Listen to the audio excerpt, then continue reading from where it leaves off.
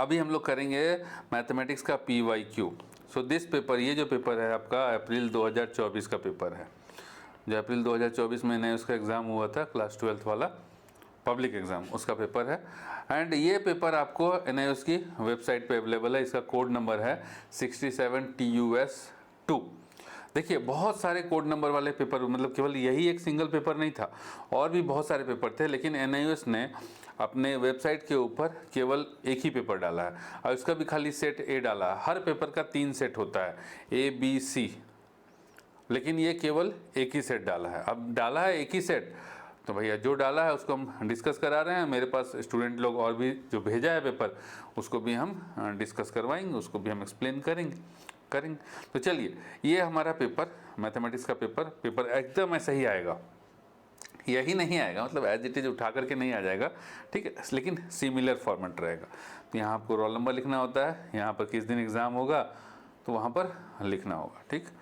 सो बहुत ही important, PYQ is most important, और उसको हम बनाएंगे आपके लिए बेहतरीन इसलिए बेटा कि देखो, जैसे हमने बताया था कि फिजिक्स का PYQ जब करवाए थे, तो उसके अंदर हमने क्या किया था कि जितने भी क्वेश्चन थे उसको पूरा एक्सप्लेन, जैसे ये देखो ना इसका सॉल्यूशन, तो ये PYQ का question number A।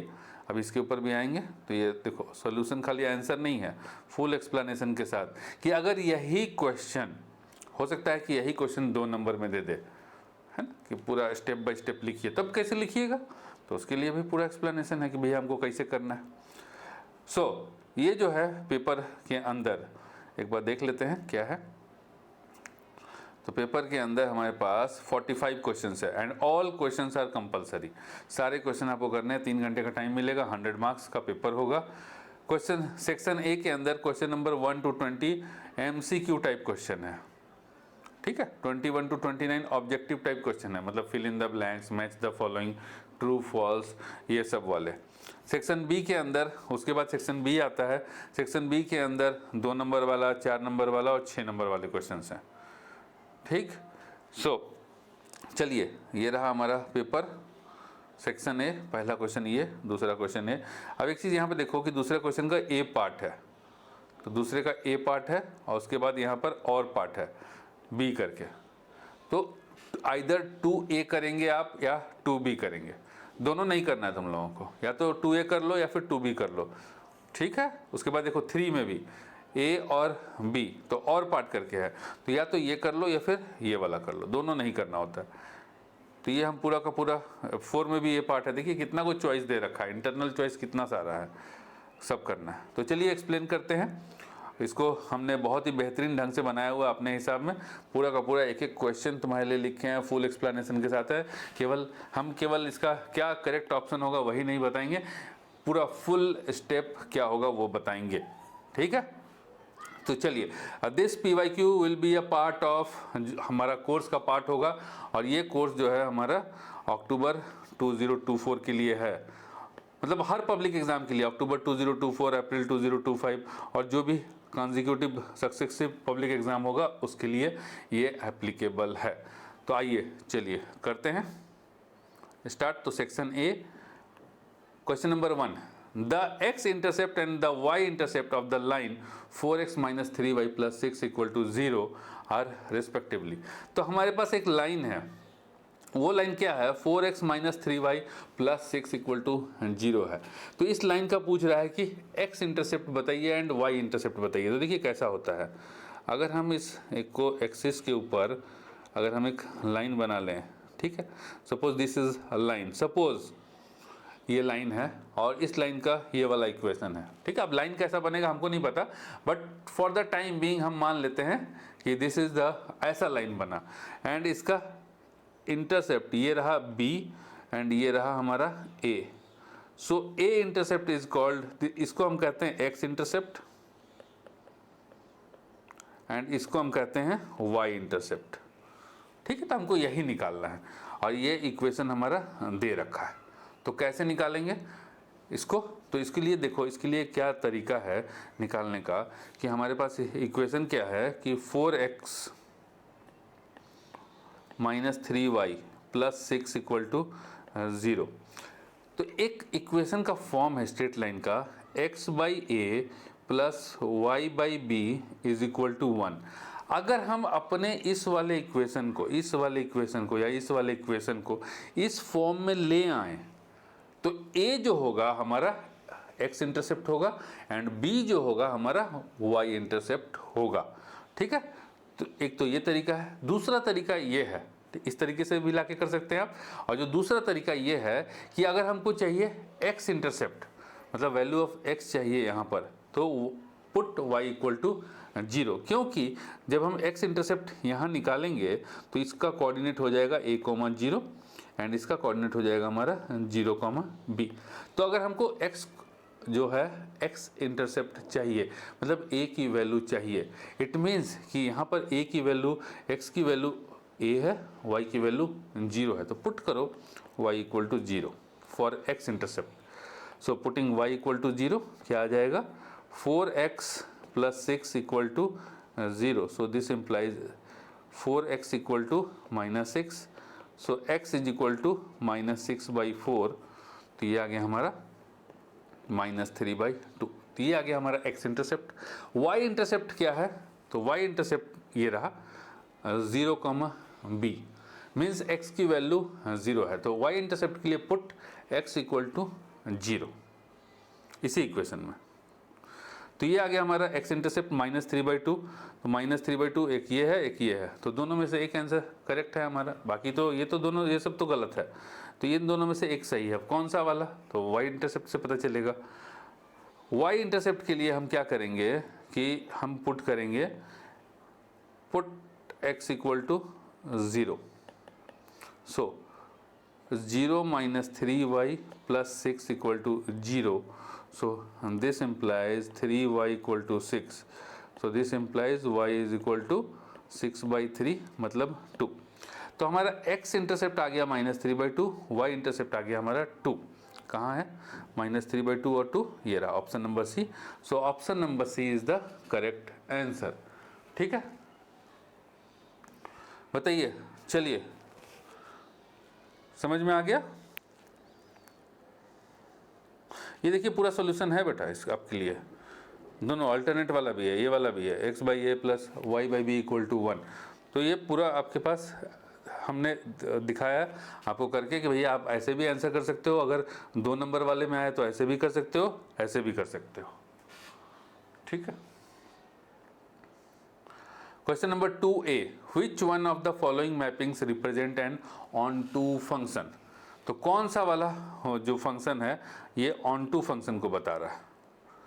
On-to function क्या होता है, जिसके अंदर हमारे पास, जैसे कि यहाँ पर 4 बच गया तो कुछ बचना नहीं चाहिए, यहाँ पर 2 बच गया, यहाँ कुछ नहीं बचा, यहाँ पे 2 बच गया। सो ऑन-टू फंक्शन के अंदर कोडोमेन में, मतलब ये इसको हम कहते हैं कोडोमेन, तो कोडोमेन इक्वल टू रेंज होना चाहिए। अब यहाँ पर देखो, दिस इज डोमेन, तो डोमेन हो गया हमारे पास ABC, हमारे पास कोडोमेन हो गया, जितना भी यहाँ पे है सब कोडोमेन हो जाएगा, 1 2 3 4। हमारे पास रेंज हो गया, जिस जो इमेज है, तो इमेज कौन कौन है भैया, 1 है, 2 है, 4 है, तो 1 2 4। तो अब यहाँ हम देखेंगे कि codomain is not equal to range. तो जहाँ codomain is not equal to range, यानी कि ये जो 4 है इसके पास ये किसी का भी इमेज नहीं है, 4 जो है किसी का भी इमेज नहीं है। तो इस तरह के मैपिंग को हम कहते हैं into function, not on-to function. On-to function मतलब यहाँ पर इसके अंदर कोडोमेन इक्वल टू रेंज होना चाहिए। जैसे यहाँ पर देखिए कोडोमेन में केवल एक ही एलिमेंट है 1, तो रेंज भी वही है 1, तो कोडोमेन इक्वल टू रेंज मतलब यहाँ पे कुछ नहीं बचना चाहिए, तो यहाँ कुछ नहीं बचा है, सबकी मैपिंग हो चुकी है। सो ऑप्शन ये करेक्ट है एंड दिस इज हमारा, देखिए यहाँ पर भी खाली है, यहाँ पे भी खाली है। ठीक है, तो ये देखिए यहाँ 1 1 ऑन-टू, 1 1 ऑन-टू, एक का एक के साथ, और यहाँ कुछ भी खाली नहीं है, तो एक का एक के साथ, तो इसके लिए 1 1, कुछ भी खाली नहीं है तो इसके लिए on-to. So this function is 1 1 on-to. अब यहाँ पे आइए, बहुत सारा का एक के साथ, मतलब ए का भी इमेज 1, बी का भी इमेज 1, तो इसको हम बोलेंगे मेनी वन फंक्शन। अब चूंकि यहाँ पे कुछ भी खाली नहीं है, so this is onto function. So this is many one onto function. अब यहाँ पे आइए, 1 1, ठीक है, लेकिन यहाँ खाली है। सो दिस इज 1 1 और यहाँ खाली है तो इनटू, तो 1 1 इनटू फंक्शन। अब यहाँ पे आइए, ये हो गया मेनी वन और यहाँ पे खाली है, so many one into function. Clear है? बताइए, क्लियर है सबको?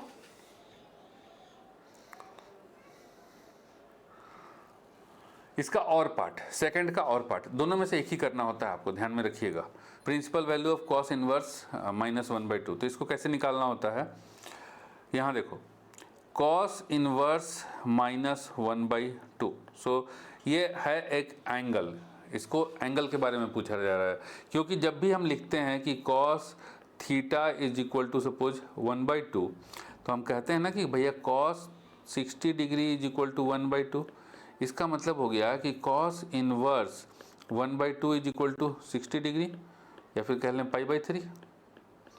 तो कॉस इनवर्स कोई भी चीज़ का, ये एक एंगल को बता रहा है। This is not a number, ये नंबर नहीं है, ये एक एंगल है, ठीक है, ये एक एंगल है। तो अगर सीधा सीधा रहेगा तो हमने डायरेक्टली ऐसे निकाल लिया, लेकिन ये सीधा सीधा नहीं है, माइनस में है।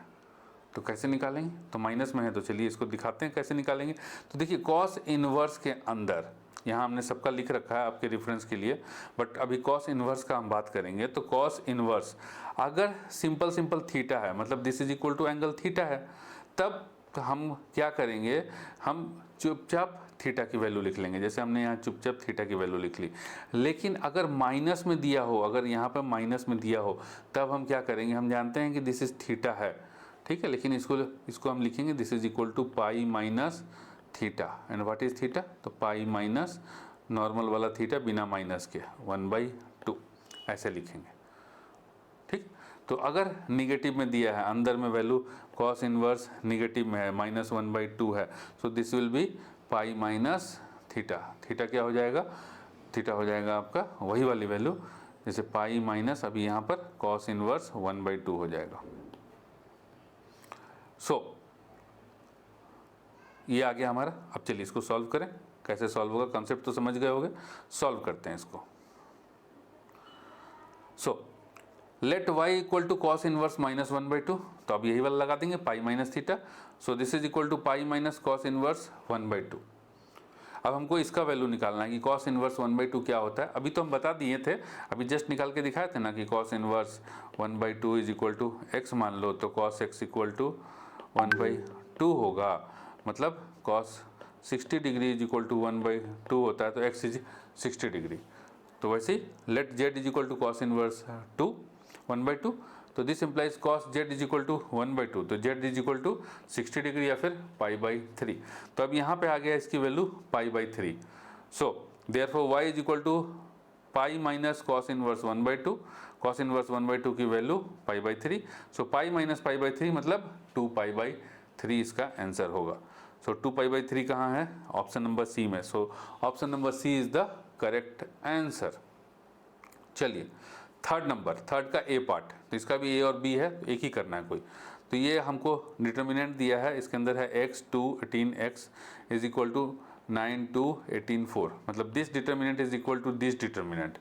तो कह रहा है कि x की वैल्यू and x is greater than 0 then the value of x is.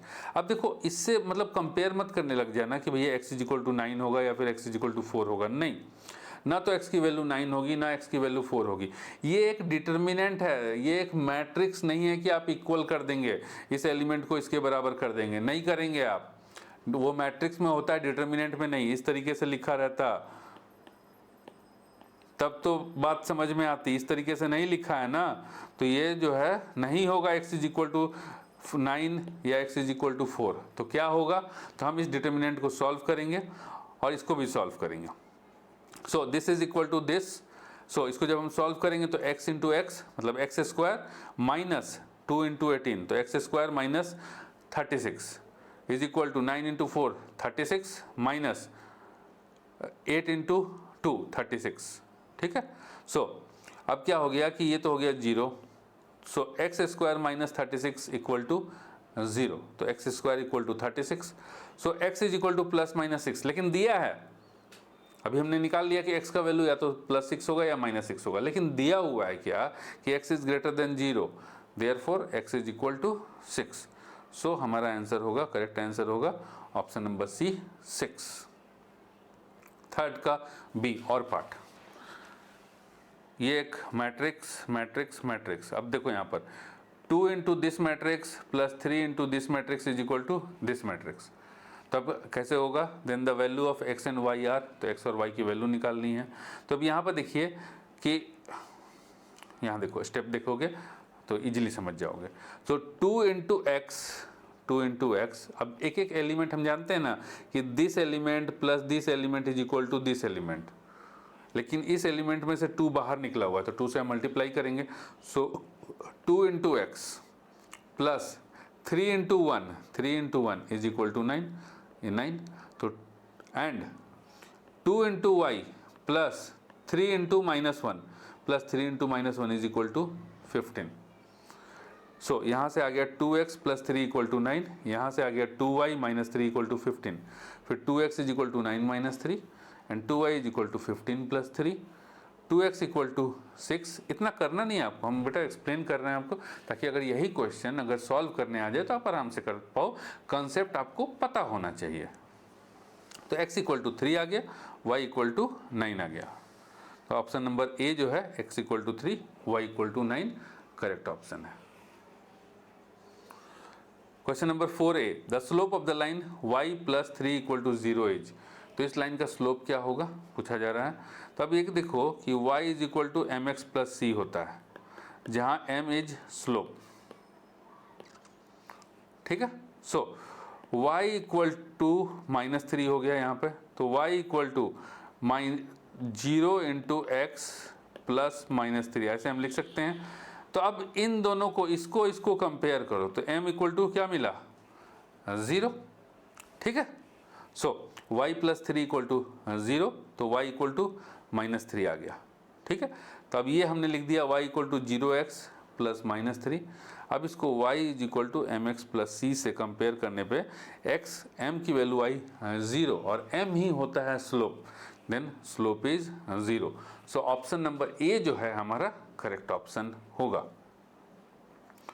और part, the equation of the line having slope -3/2 and passing through the point -1, 2 is. तो हमें उस लाइन का इक्वेशन निकालना है जिसका स्लोप है -3/2 और जो इस पॉइंट से पास हो रहा है। तो देखिए suppose this is a line, इसका स्लोप है -3/2 और ये जो है लाइन इस पॉइंट -1/2 से भी पास हो रहा है, ठीक, इस पॉइंट से भी पास हो रहा है। तो हमको सिंपली आंख मूंद करके इसके ऊपर एक पॉइंट, जब देखिए इस लाइन का इक्वेशन निकालना है तो x और y के टर्म में निकालेंगे ना, it means x and y इस लाइन के ऊपर एक पॉइंट होगा, तो चुपचाप एक पॉइंट रख देना है x और y। अब क्या है कि ये स्लोप दिया हुआ है और हम स्लोप दूसरे तरीके से भी निकाल सकते हैं। स्लोप का जो फॉर्मूला है वो है y2 minus y1 by x2 minus x1, ठीक है, ये दिया हुआ है -3/2। तो एक तो दिया हुआ है और एक हम निकाल लेंगे। कैसे निकाल लेंगे, दिस इज यहाँ से और यहाँ से, ठीक है। तो y2 माइनस y1 दिया गया y -2, इसको मान लीजिए y2, इसको x2 y2, इसको x1 y1, तो यह आ गया y -2, ठीक है। और यहाँ से आ जाएगा x -1 मतलब x + 1, तो x + 1, ठीक। सो दिस इम्प्लाइज, अब क्रॉस मल्टीप्लाई कर देंगे, so -3 x + 1 is equal to 2 y -2। सो दिस इम्प्लाइज, ब्रैकेट खोलो बेटा, -3x -3 is equal to 2y -4।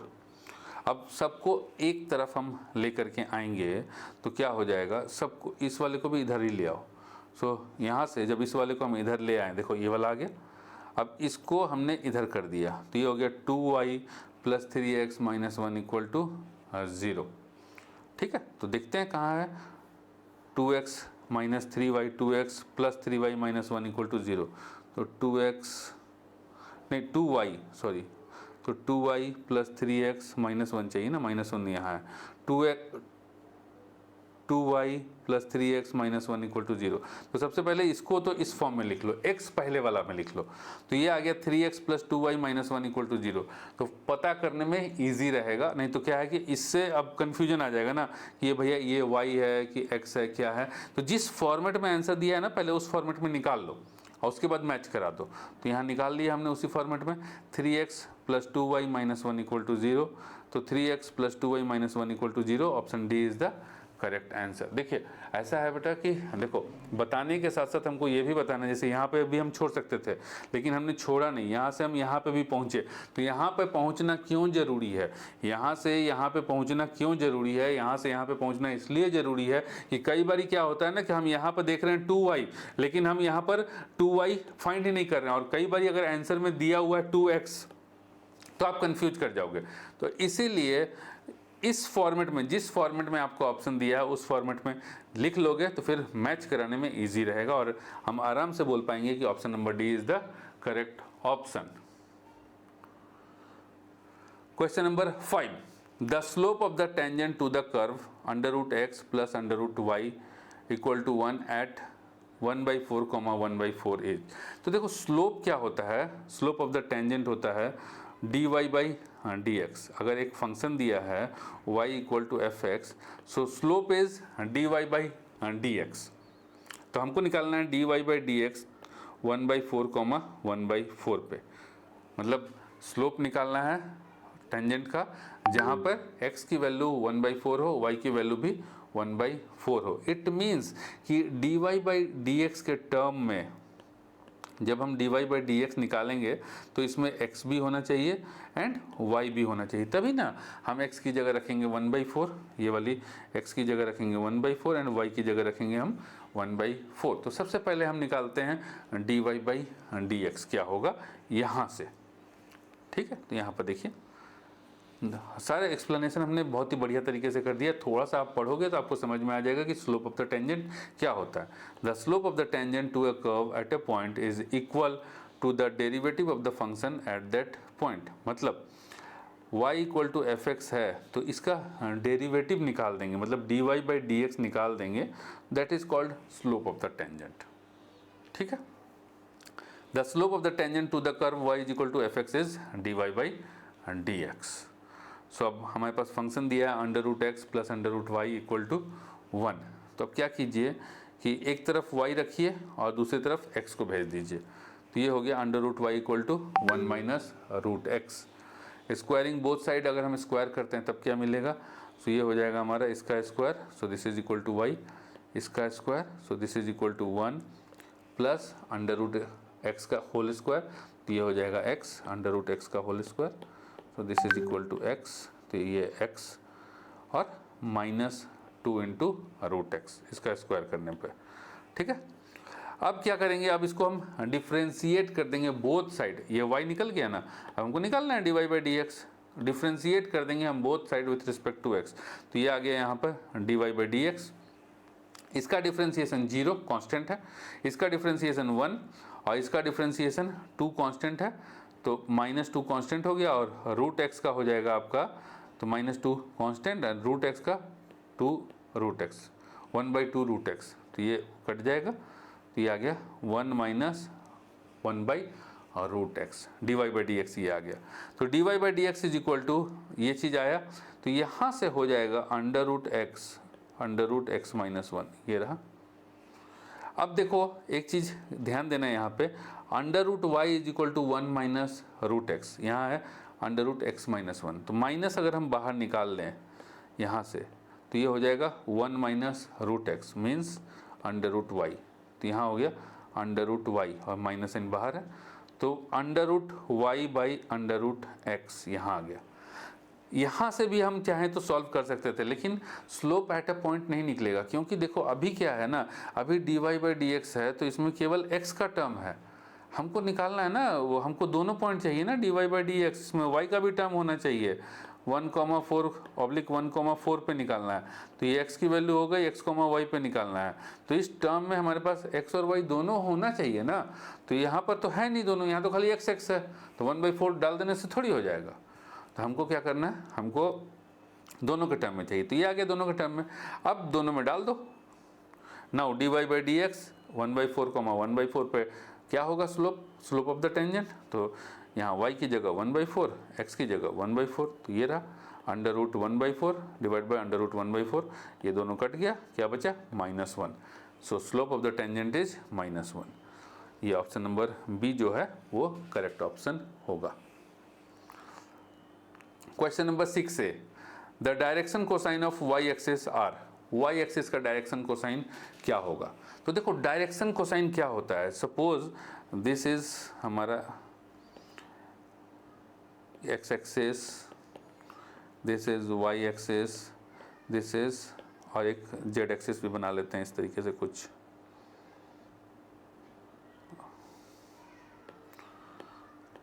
z axis, z dash z।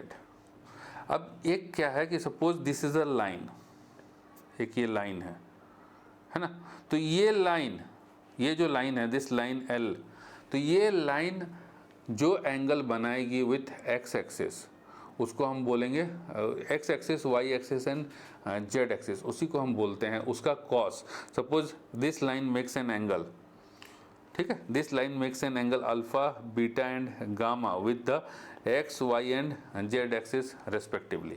तो ये जो लाइन अभी हमने दिखाया, ये x एक्सिस के साथ अल्फा एंगल, y एक्सिस के साथ beta angle and z axis के साथ गामा एंगल बना रहा है। तो डायरेक्शन कोसाइन क्या हो जाएगा, तो डायरेक्शन कोसाइन हो जाएगा cos alpha, cos beta, cos gamma. अब हमको क्या पूछा गया है कि y एक्सिस का डायरेक्शन कोसाइन बताइए। तो देखिए यहाँ पर हमारे पास ये लाइन नहीं है, हमारे पास ये लाइन नहीं है, हमारे पास कौन सी लाइन है, हमारे पास ये वाली लाइन है। तो ये जो लाइन है y एक्सिस, यही लाइन है हमारे पास, है ना, direction cosine of y axis. तो ये जो लाइन है, ये लाइन x एक्सिस के साथ 90 डिग्री का एंगल, खुद के साथ y एक्सिस के साथ 0 डिग्री का एंगल, तो मतलब x एक्सिस के साथ 90 डिग्री का, y एक्सिस के साथ 0 डिग्री का एंड z एक्सिस के साथ 90 डिग्री का एंगल बना रही है। तो हमको क्या निकालना है, डायरेक्शन कोसाइन, मतलब cos 90, cos 0, cos 90 निकालना है। ये देखिए यहाँ पर हमको निकालना है cos 90, cos 0, cos 90। तो cos 90 की वैल्यू 0, cos 0 की वैल्यू 1, cos 90 की वैल्यू 0। तो ये हो गया direction cosine of y axis 0, 1, 0। तो correct answer is option number C, 0, 1, 0।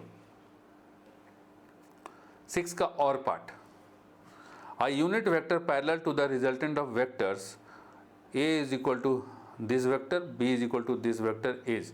तो हमको यूनिट वेक्टर निकालना है जो कि पैरेलल होगा इस दोनों वेक्टर के रिजल्टेंट के। तो सबसे पहले हम रिजल्टेंट निकालते हैं। तो हमारे पास देखो resultant of vectors a and b is, तो रिजल्टेंट क्या होता है, दोनों को हम वेक्टर एडिशन कर देते हैं, दैट इज रिजल्टेंट। तो a वेक्टर ये हो गया, b वेक्टर ये हो गया, तो 3i प्लस i तो 4i, माइनस जे प्लस जे 0j, तो हमने लिखा नहीं, 0j को लिखने की चीज़ है क्या, 0 को तो हम लिखते भी नहीं, तो लिखा नहीं। 4k plus k 5k। तो ये आ गया हमारा रिजल्टेंट वेक्टर। और हम जानते हैं कि unit vector, unit resultant vector क्या होगा, तो unit vector of r is equal to this vector divide by इसका मैग्नीट्यूड होता है ना। What is a cap, a cap is equal to a vector divide by magnitude of a। So उसी तरीके से resultant vector, unit resultant vector, तो this is equal to resultant vector divide by resultant vector का magnitude. So resultant vector का magnitude equal to under root of, इसका magnitude हमको निकालना है, so this is equal to under root of 4 square plus 5 square, तो ये आ गया 16 plus 25 equal to under root 41। तो आर कैप क्या हो गया, ठीक है, यूनिट वेक्टर क्या हो गया, आर का यूनिट वेक्टर क्या हो गया, सो दिस इज फॉर्मूला था ना यहाँ पर, आर डिवाइड बाई आर का मैग्नीट्यूड। सो आर हो गया हमारे पास 4i प्लस 5k, खाली इसको डिवाइड कर दो अंडर रूट 41 से, तो यही आ गया 4i by under root 41 plus 5k by √41। तो कहाँ पे, ये रहा ऑप्शन नंबर सी जो है हमारा करेक्ट ऑप्शन होगा। चलिए 7, क्वेश्चन नंबर 7। तो A इज इक्वल टू, हमारे पास ये मैट्रिक्स है, into this matrix is equal to this. तो कहा कि then the value of x plus y plus z is, क्या होगा x plus y plus z का वैल्यू। तो ये दोनों मैट्रिक्स को हमको पहले मल्टीप्लाई करना पड़ेगा। तो आते हैं मैट्रिक्स मल्टीप्लिकेशन के पास। तो देखिए जब हम इन दोनों को मल्टीप्लाई करेंगे तो कैसे करेंगे। So 1 into x plus 0 into y plus 0 into z. तो 1 into x plus 0 plus 0। Next 0 into x 0, 1 into y 1 into y, 0 into z 0। Next 0 into x 0, 0 into y 0, 1 into z 1 into z. तो ये आ गया हमारे पास, this is equal to x y z, ऐसा आएगा ना, x y z. So x, अब दोनों मैट्रिक्स है, ठीक है। अब x is equal to 5, y is equal to -4, z is equal to 1 आ गया। अब क्या है कि भैया x plus y plus z ही तो निकालना है। तो 5 - 4 प्लस 1, तो 5 - 4 प्लस 1, तो 5 plus 1 6, -4 2। So correct answer is option number D 2।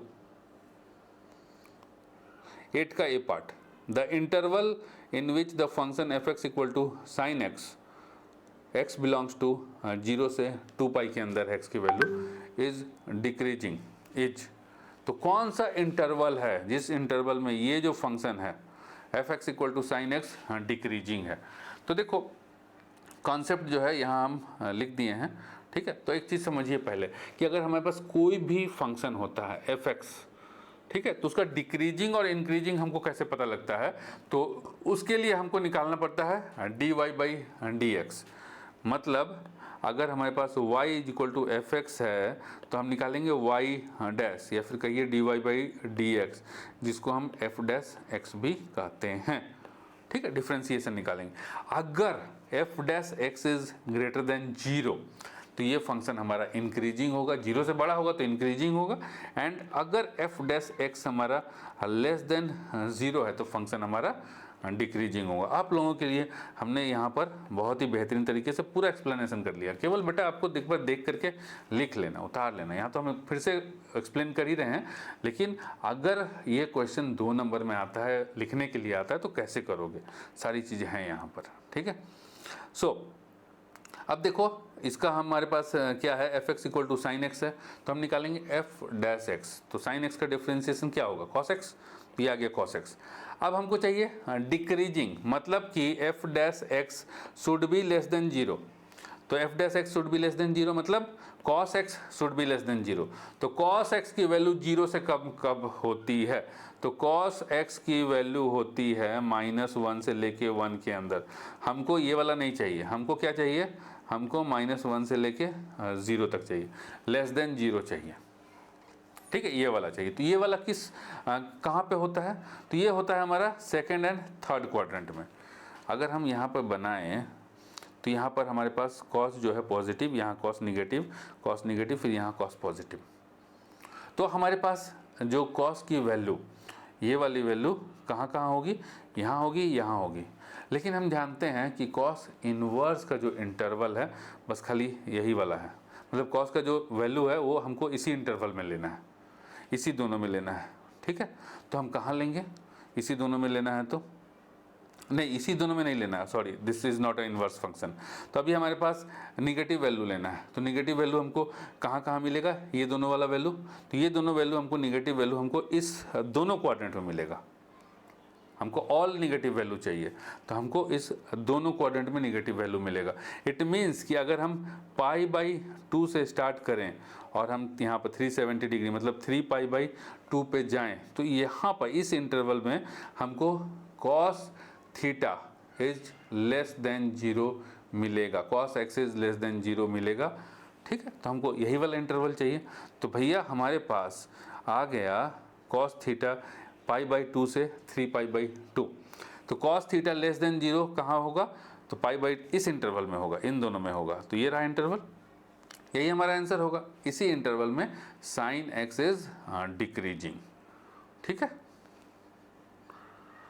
और part, the value of x at which the function f x equal to 2 cos x plus 1 has a maxima और minima is. तो इस function का maxima और minima पता लगाना है।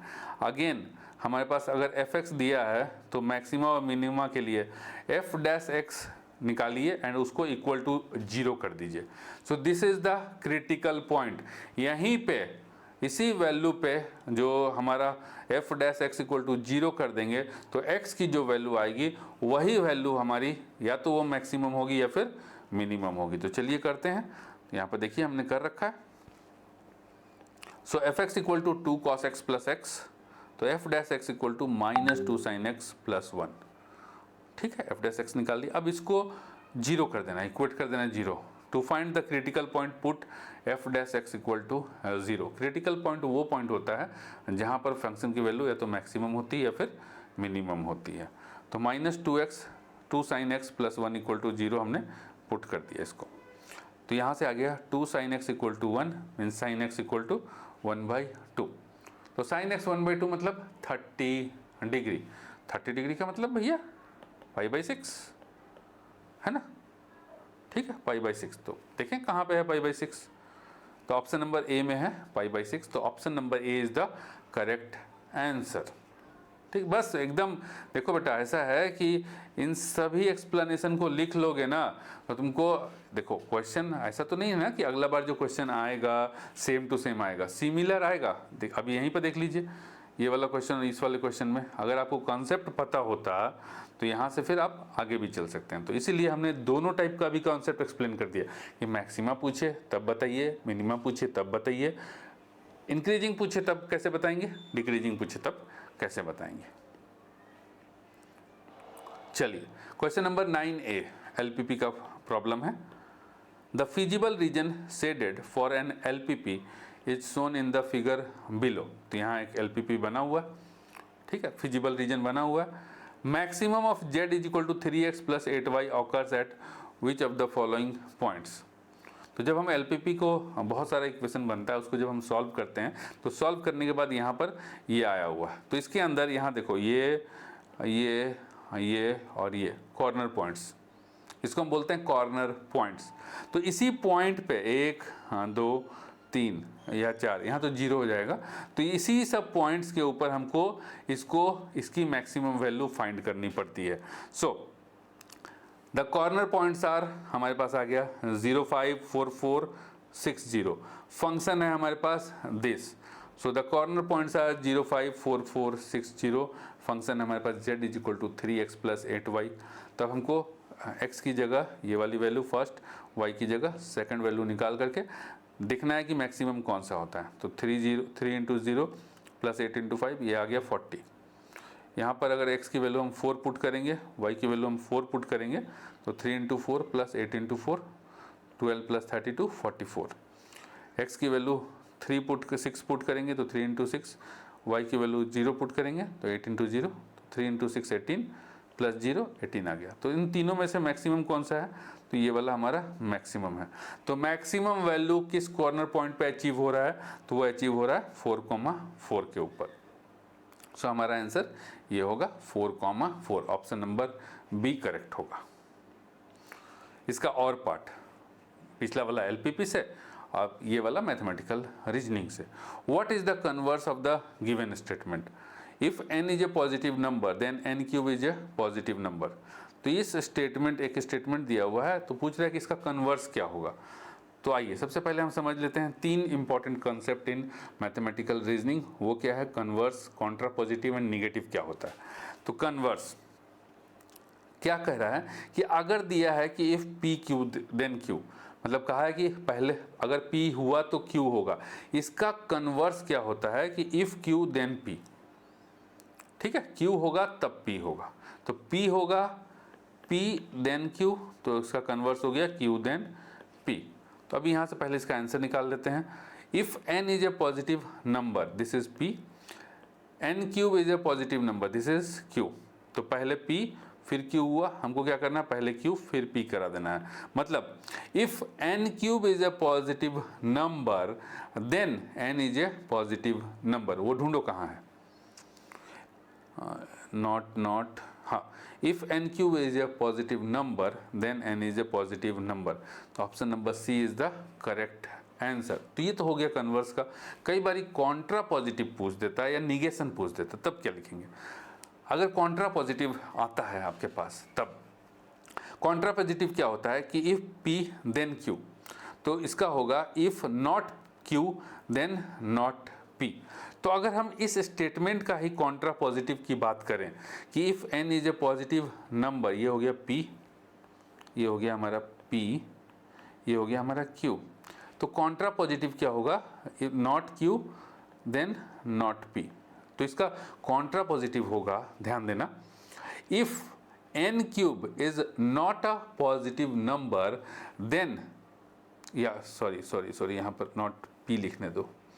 If n cube is not a positive number, तो ये हो गया not q, then n is not a positive number, ये हो गया नॉट पी।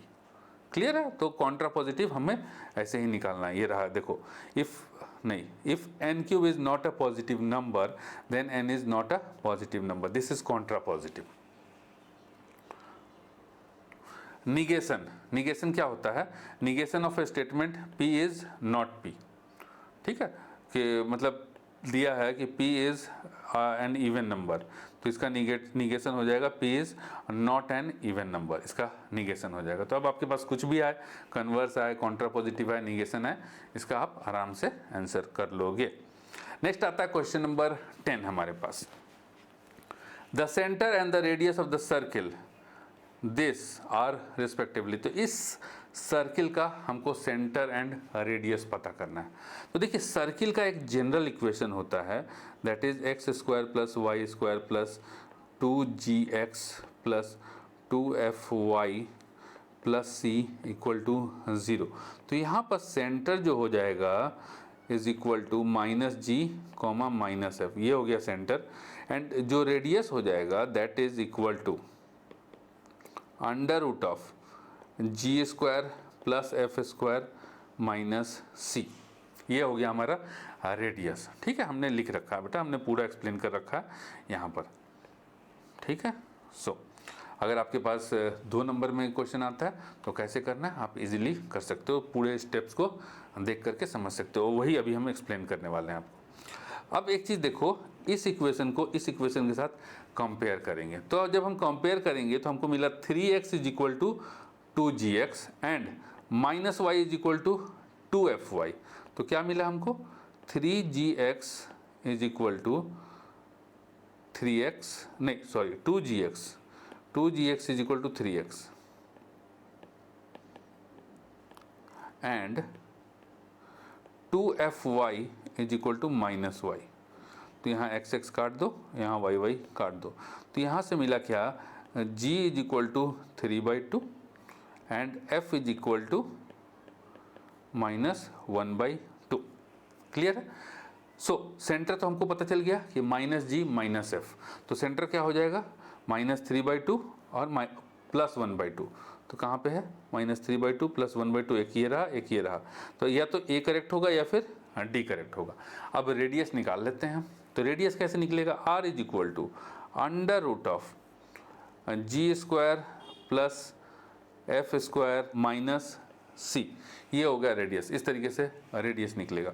सो ये हो गया हमारे पास अंडर रूट 3/2 का होल स्क्वायर प्लस माइनस 1/2 का whole square and minus of c क्या है? अब इन दोनों को कंपेयर करें, इसको और इसको, तो सी क्या है? देखो, ये 4 इक्वल टू 4 में है, तो जब यहाँ अंदर आएगा तो माइनस 4 इक्वल टू 0 हो जाएगा। तो सी इज इक्वल टू माइनस 4, तो माइनस ऑफ माइनस 4, तो ये हो गया अंडर रूट 9/4 प्लस 1/4 और प्लस 4। ये हो गया हमारे पास अंडर रूट 4 9 प्लस 1 प्लस 16। तो ये हो गया अंडर रूट 26/4। तो दिस इज अंडर रूट 26/2, ये आ गया हमारे पास। ठीक है, होगा ना, under root 26 by under root 4, तो ये हो गया अंडर रूट 26/2। तो ये आ गया हमारा रेडियस, सेंटर नहीं रेडियस। तो ये जो है यहाँ पर √6/2 दिया रेडियस, यहाँ दिया √26/2। इट मीन्स कि option number D is the correct answer. ये हमारा गलत है, ये वाला हमारा करेक्ट है। ठीक है, तो ये हमने क्वेश्चन नंबर 1 to 10 देखा। अब बाकी के जो क्वेश्चंस है, ठीक है, उसको भी हम करवा करके, और बाकी के क्वेश्चंस अब आपको ऐप में मिलेगा, मोबाइल ऐप के अंदर हमारे जो PYQ वाला कोर्स है उस कोर्स के अंदर मिलेगा। और उस कोर्स को करके आप अपने जो पब्लिक एग्ज़ाम है उस एग्ज़ाम में बहुत ही बेहतरीन आउट ऑफ 100 मैथमेटिक्स तो 100 का होता है, आउट ऑफ 100 आप आराम से 80+ अचीव करोगे। तो चलिए, ठीक है, नेक्स्ट क्वेश्चंस के लिए हम लोग ऐप के अंदर मिलेंगे, उस कोर्स के अंदर मिलेंगे। अगर आप इंटरेस्टेड हैं तो आप ऐप के अंदर वो कोर्स ले सकते हैं।